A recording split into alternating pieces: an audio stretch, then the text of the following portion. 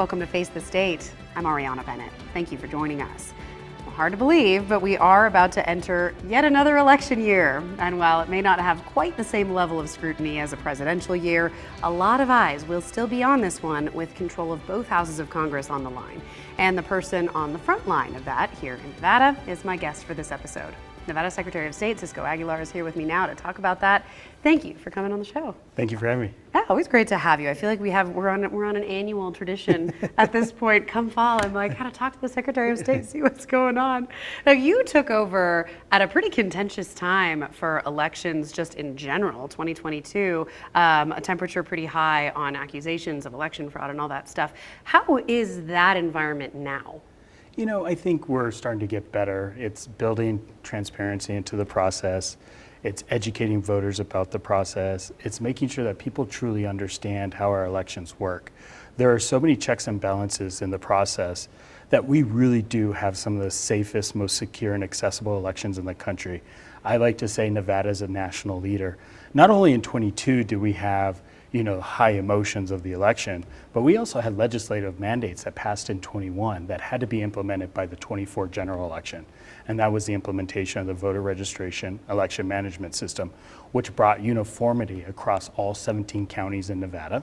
We had 17 different systems operating in the 17 counties. Some of those systems weren't supported by vendors anymore. And so they were vulnerable to potential cyber attacks. They were vulnerable of not working potentially throughout the elections process. And so now that we have one system across the state, we are using the most innovative technology that exists. We are making sure that it is protected from multiple various cyber attacks, but also to building transparency into the process. I say this quite frequently that the Secretary of State's office is modernizing, we're innovating, but we're also focusing on transparency.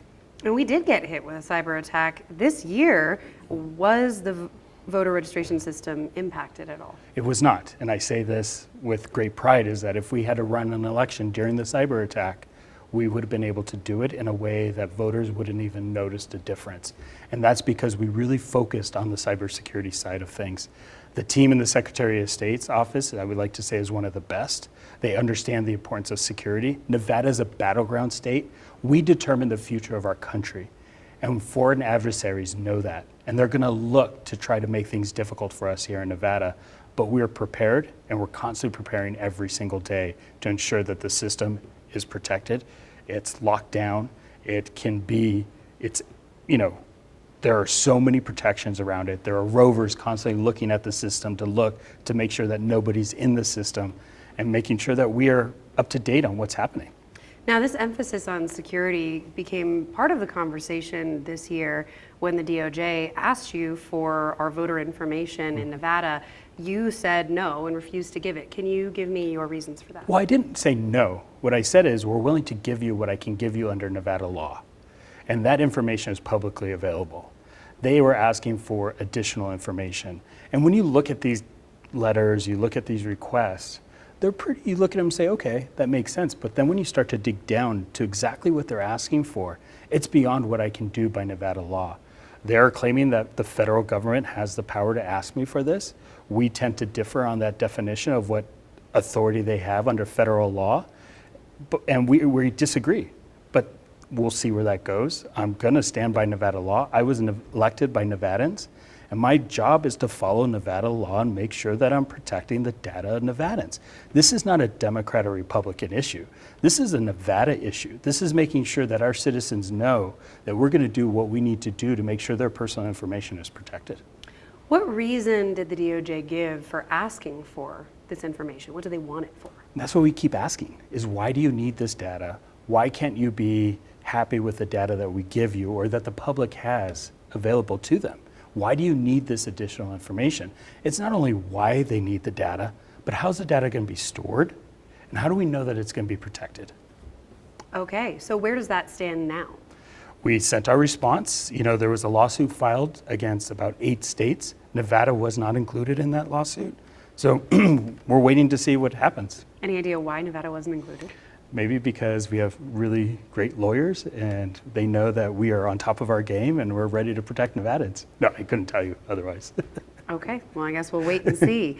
All right, so assuming then temperature's been dialed down a little bit on the election fraud allegations, or based on what you said, but you did just recently launch a website so that people can go online and get more information about these fraud investigations. So what was behind the decision to do that? Yeah, when I took over as Secretary of State and I walked into the office, there was a box sitting there with a bunch of papers. And it was the election integrity violation reports from the 2020 election and from the 22 election.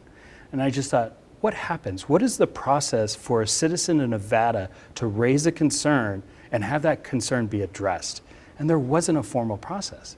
And I said, well, this is crazy. We have to do something about this. And so I went to the legislature and asked for funding for 3 investigators. They gave them to us. So now we have 3, anytime a Nevada citizen files an election integrity violation report, the investigators receive that. They respond to the person and say, we have received your EIVR, we are going to start the investigation process. They look at it, they do it, and they get back to the citizen who has filed that report. If there is a finding of a criminal act, we then refer that to the criminal investigators. They do a deeper dive into the investigation, and then it's handed over to the Attorney General's office to determine whether or not they're going to move with prosecution. If it doesn't rise to a criminal level, it stays at the civil level. The civil investigators then look at it and they talk and do the investigation they need to do, and then they meet and decide, is this deserving of a civil penalty, or is this more of just educating the voter that there may be a future action, but they should be educated about why this is being addressed with them. So like maybe someone did it in error. Right, it's somebody who did, it always goes to intent. What was the intent of the voter and what they did? And a lot of times we get a lot of double vote cases. And double vote cases happen to be an individual who is of an older age, they vote their mail ballot, they forget, show up in person at a polling location and attempt to vote again. The other issue that we find frequently is that you have a father and son with a similar name.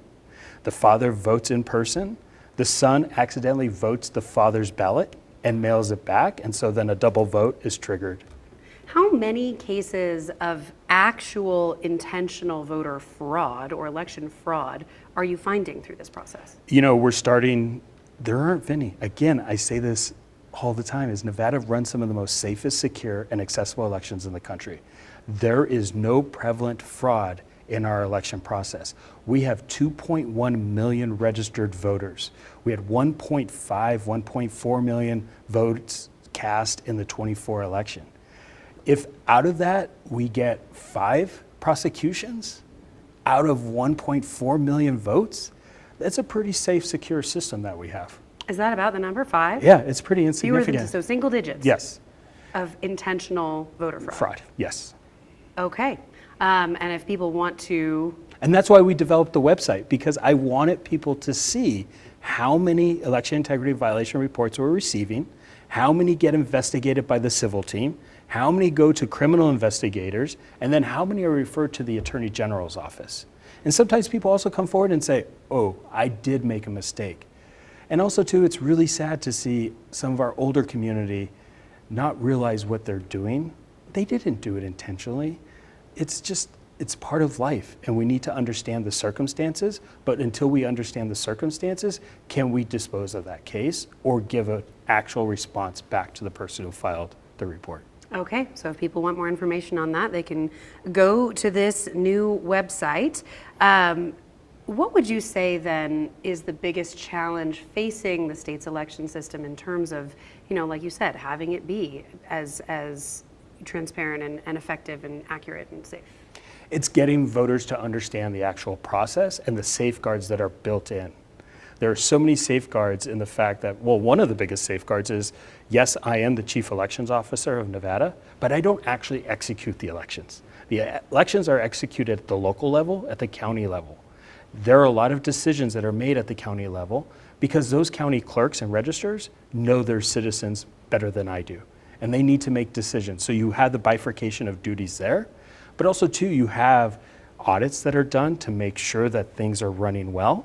You also have, machines that are doing a lot of things. If a mail ballot shows up and it gets rejected for a bad signature, it goes to a bipartisan review for those people to say yes. And when a person of the Democratic Party and the Republican Party is looking at a signature issue, they have multiple signatures that they're looking at. They have the signature from the voter registration form, they have the DMV signature, they have signatures from previous elections, and then they can agree if that signature does match those other signatures, and if it doesn't, it goes for signature curing. So there are so many safeguards in the process, and then the voter has to prove that that is their ballot and that it should be processed and it should be counted. Do you anticipate with this upcoming midterm, obviously the stakes are always high in an election, but it feels higher than usual for a midterm election just because of how fraught our political system is right now. Are you anticipating more cries of there's fraud or this election was stolen or anything like that? And are you preparing for that? We always are. We're always trying to figure out what are the things we need to do to educate voters. One thing I'm really excited about this election is the introduction of BMDs, ballot marking devices. So when you go to a polling location now in person, you'll check in on the new system, and then you'll get your card, you'll go to the machine, stick your card in the machine, and when you look at the machine, that receipt that used to be on the right-hand side is no longer there. So what happens now is you put your card in, you cast your ballot, and then you say, done voting, and it'll print the paper ballot. And you can hold the paper ballot, look at all your votes, and verify whether or not it's correct. And if it's correct, you'll walk over and submit it into the machine or the tabulator. Wow. So that we tested this process during the 24 election in some of our other counties. The reception by voters of this new system was extremely high. And so we're gonna implement that system across the entire state.